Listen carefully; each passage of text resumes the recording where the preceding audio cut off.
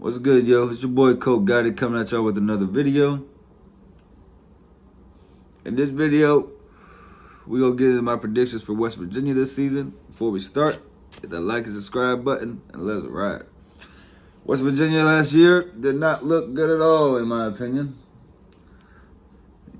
Leddie Brown, he's a good player. I mean, he looked good. Defense did look good. That part looked good. Offense was fucking up and down and didn't look too good at all last year.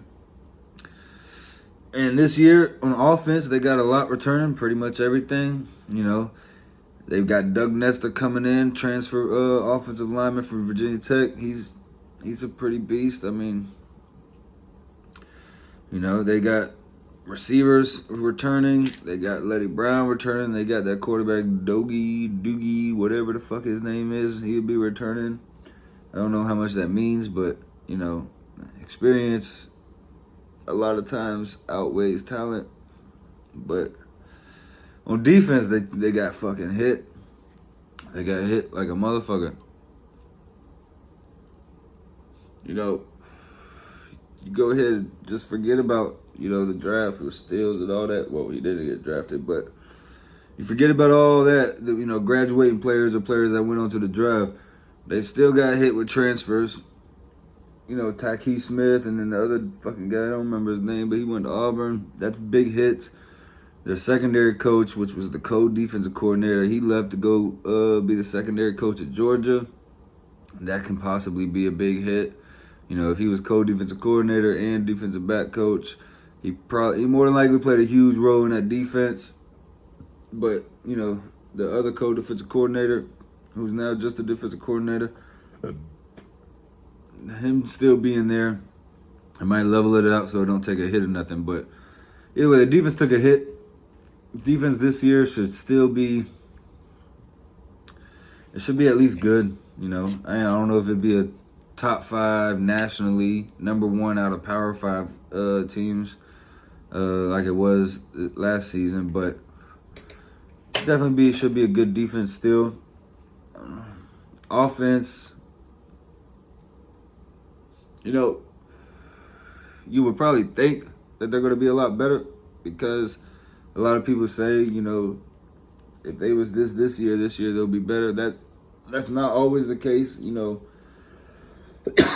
As I said, experience normally out trumps talent, but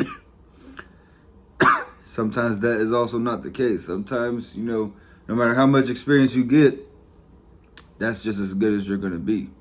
You could play fucking 10 years, 12-game seasons, start them all. That don't mean you're going to get better every time. You might just be as good as you're going to get.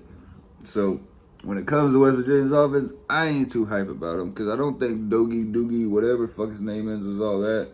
The receivers, you know, I mean, they're so-so. Sam James is probably the best one, and he had a down year last year. Sam James, Richmond Hill, Georgia, 912 shit. But hopefully he'll take a step up. Winston Wright and the other guy, they took a step up. So, you know, I can see them being a little bit better in the passing game. But let's get into the season. They start the game off at Maryland. Or it might be neutral field, but they're playing Maryland. I got Maryland winning. They got enough talent and a good enough coach, I feel like, that they'll be able to win that game, first game of the season. Then, after that, they'll be playing LIU. That'll be a great bounce-back cupcake game, so they'll beat LIU. Then they got to play Virginia Tech. And I got Virginia Tech winning that game. You know, I mean, I could be wrong. I ain't going to lie. I contemplated on that pick for a while, but I got Virginia Tech beating West Virginia, third game of the season. Then West Virginia goes on to play Oklahoma. It's definitely going to be a loss. That makes the season not look so good right now. Right now, it looks like you're 1-3. It's not a good look at the moment, but West Virginia will turn it around. They'll go play Texas Tech, get a win there.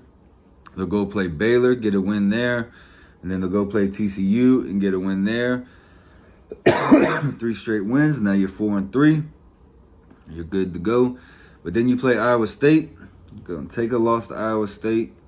Then you play Oklahoma State. You'll take a loss to Oklahoma State. Now that puts you at 4-5,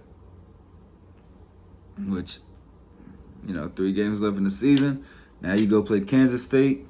You beat Kansas State, puts you at 5-5. Then you play Texas. I got West Virginia beating Texas. I got it. I got West Virginia hitting Texas with a win, and that's in Texas.